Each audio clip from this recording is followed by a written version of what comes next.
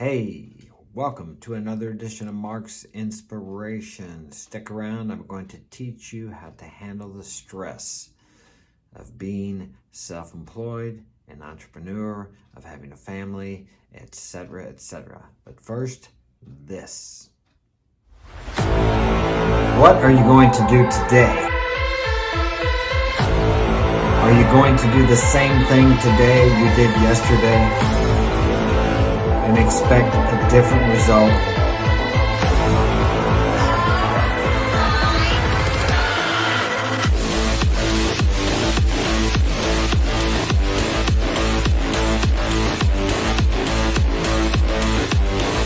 Change what you think, change what you do, and tomorrow will be different from today. You know why it's so simple for me? Because I have a lot of experience.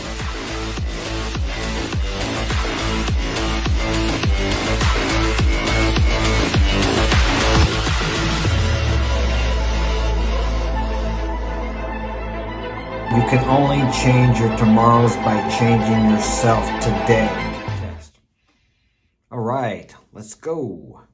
Okay, how do you do it? Well, how do you do what?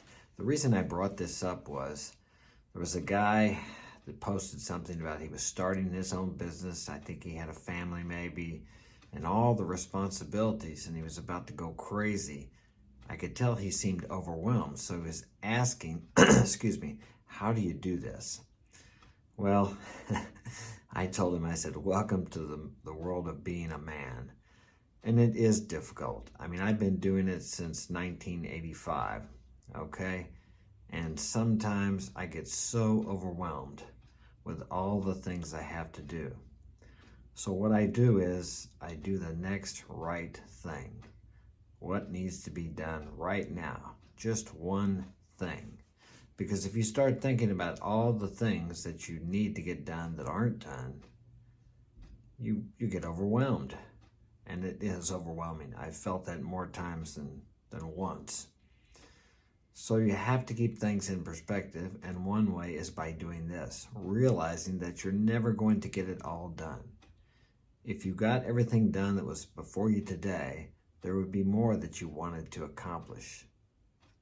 Compare it to your wants or your desires. You are always going to have another desire, another want, probably up until your last breath. Because at your last breath, you may want another breath. Maybe not, maybe you'll be ready to go. But you understand the point I'm making. Another thing is I practice prayer and meditation. I'm not a religious guy, and I've said this before, but I believe having a higher power, believing in something greater than yourself that is orchestrating things and working things out for you and not against you or to you helps greatly.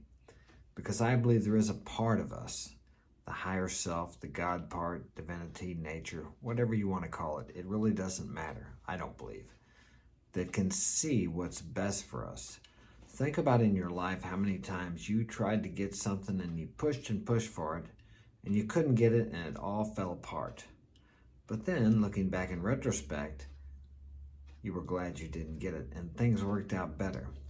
So that power or that divinity could see something you couldn't see. And even though you were consciously trying to get that, it actually protected you from yourself.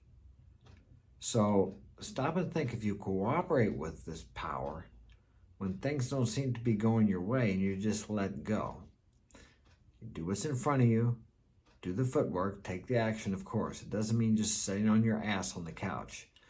Letting go means doing everything you know you're supposed to do without stepping on anyone's toes or pushing or trying to force someone to do something, and then just sitting back and saying, okay, it's out of my hands. I did everything I can do.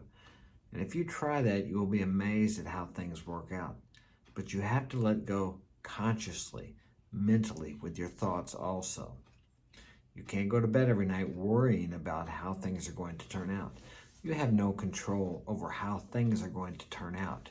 You do have control over your thoughts and your actions in the direction of how you want it to turn out.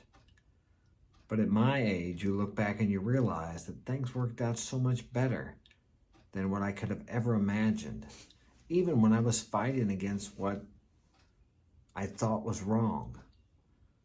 It really turned out to be right for me.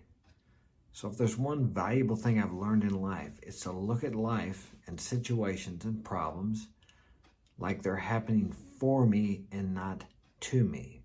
So for my gentleman friend that's overwhelmed, these things, the way I would view this, are building your character because you probably have large dreams and goals. Am I right?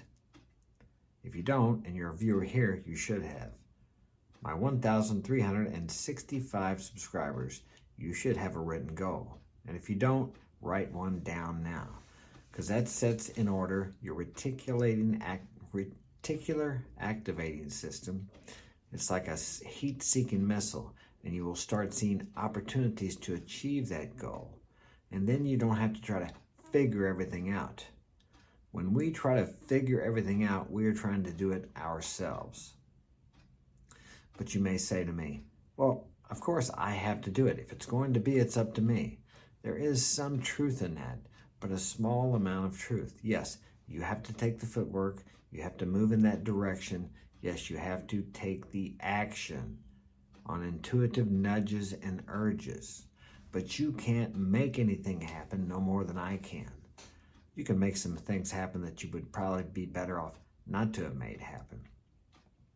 Many times I have gotten my way, what I thought was best, and later on looked back and thought, I would have been better off if I hadn't have gotten that. But I pushed through my self-will. And then again, it's a contradictory statement here. It's counterintuitive. Well, I have to force myself to make things happen. Well, there's a balance between that and cooperating with the powers that be, the laws of the universe, if you like. You can cooperate with gravity, and we can fly, we can go to the moon. We don't break the law of gravity. We don't destroy gravity. We cooperate with it. And that's what I'm talking about here. And that's what I'm talking about with my friend that has the problems with feeling overwhelmed. You have to cooperate. As I said, that is to build your character. We can only have character built through internal struggles, through things that seem like we can't get over, or we can't do, or we can't overcome. This is the resistance we need to build the character that you need to be able to handle the amount of responsibility and power that you will have when your success comes. Because if it's financial success, you will have more money, and money is energy, but it can be used to manipulate, and it can be used as a power tool. It can be used for good to help people, or it can be used to hurt people. So you have to have the character to be able to handle that when you achieve that success. And the only way is to go through these times of overwhelmment, these times where you feel like you can't handle it. It's too much for you. But it's not too much. It's only too much because you're trying to do it all. Well, I have to do it all. No, you do what's in front of you, and then you stop and relax. Trust that as long as you keep moving, however slowly, you will get to your goal. It's a belief deal. It's a faith deal. And your belief or your faith will be demonstrated by your actions. If you're like me, you're always going to feel like you've never done enough. You always need to do more. Do the best you can do today. Be the best you can be today. Always give your best, do your best. And I'll guarantee you that will be more than good enough. But it takes time. Be patient with the process. It'll come at the appointed time. The same as when you plant a seed in the ground. It's going to come up when it's time to come up. No matter how much you water it, or how much you watch it, or how much you wait for it, it's going to come up at its proper time. And if you water it too much to try to make it come up too fast, you will kill it. The same way with a dream. It has an appointed time. And if you try to do too much, too fast, you will kill that dream. All right? If this has been of value to you, share it with a friend. Hit the PayPal donate button if you would like to donate.